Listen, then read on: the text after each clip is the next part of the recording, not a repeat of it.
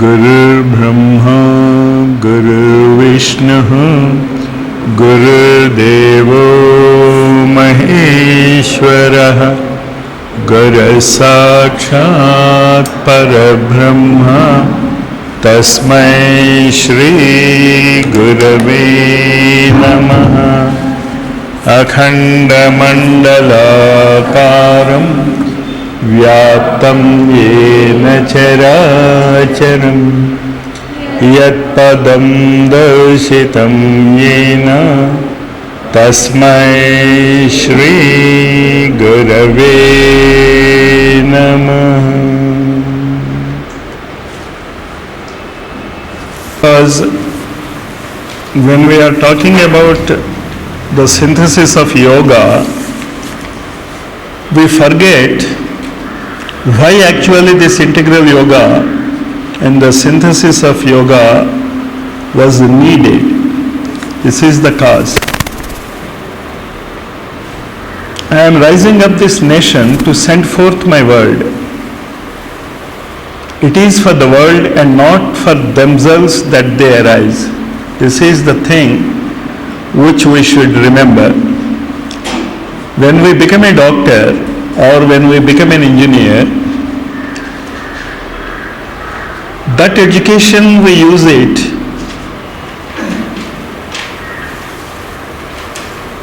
so that we may serve the society.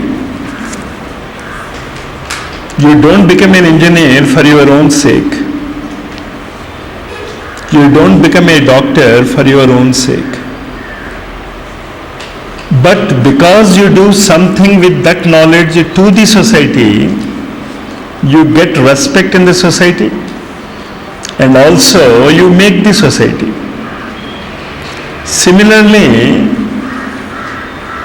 before Sri Aurobindo, spiritualism was supposed to be different from the normal way of life. If you are spiritual, people thought that you are out. You are not useful to the society. But what Sri Aurobindo and his contemporaries, that is where the group comes in. The leader was, no doubt it was Sri Aurobindo, but many streams joined to make the ocean that is Sri Aurobindo. And that is for the world and not for themselves that they arise. So whether we talk about Sri Ramakrishna Paramahamsa, of Madame Blavatsky, Lahiri Mahashaya, that is the Kriya Yoga technique of breathing, whether you talk about Siddhi Sai and Satya Sai, whether you talk about Gayatri Parivar, all this is not for themselves that they arise. It is not that they want to achieve something higher individually that we are practicing this yoga.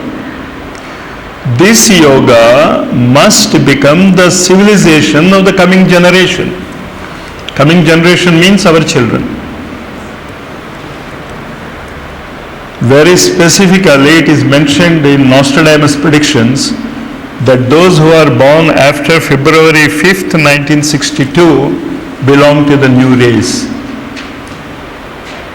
I don't know what is meant by that statement, but on that day it was the Ashtagraha Kutami, a very astrologically powerful day.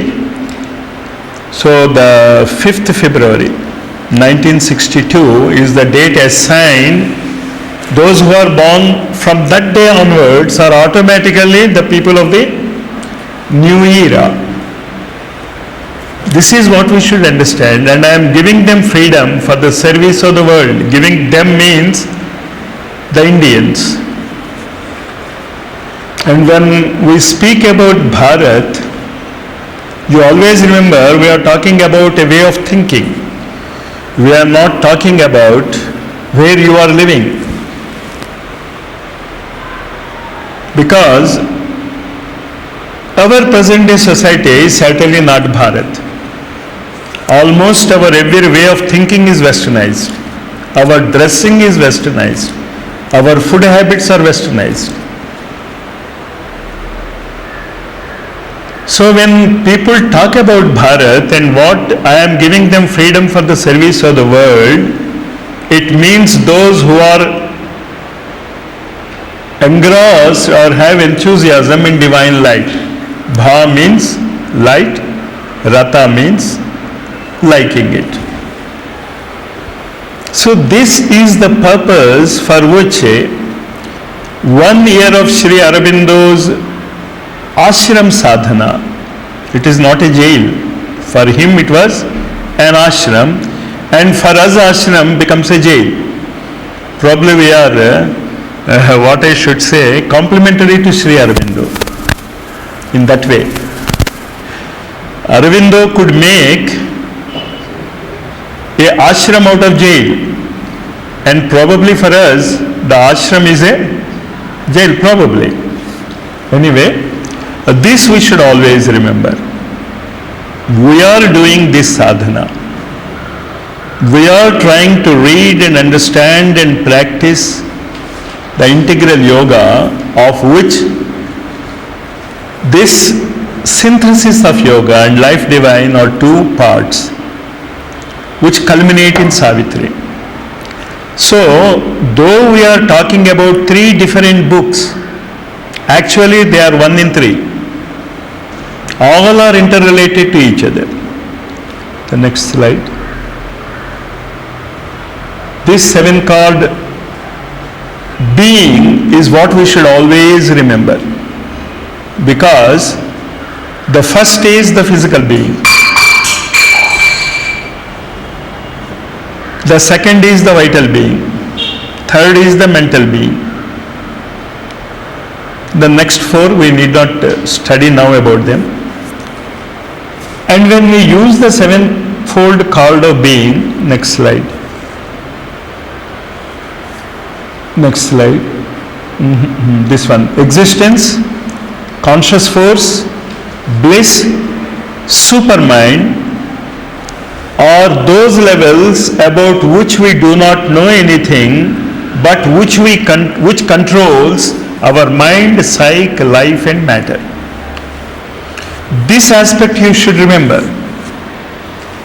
When we are talking about matter, it is actually the existence which is moulding the matter. In what way?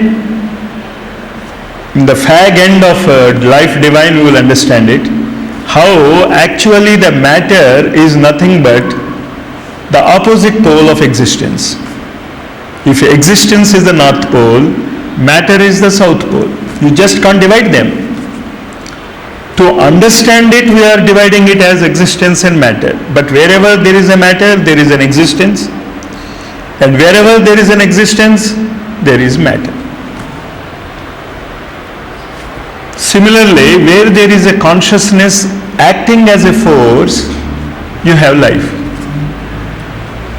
But what we term as life is not actually conscious force, but it is desire and mind working together. The desire mind, what we call, Sri Aurobindo calls it, the desire mind, the pranamaya kosha.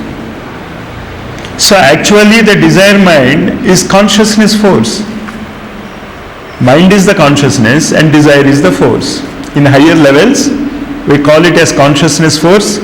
In lower levels, we call it as life, which is nothing but desire mixed with mind.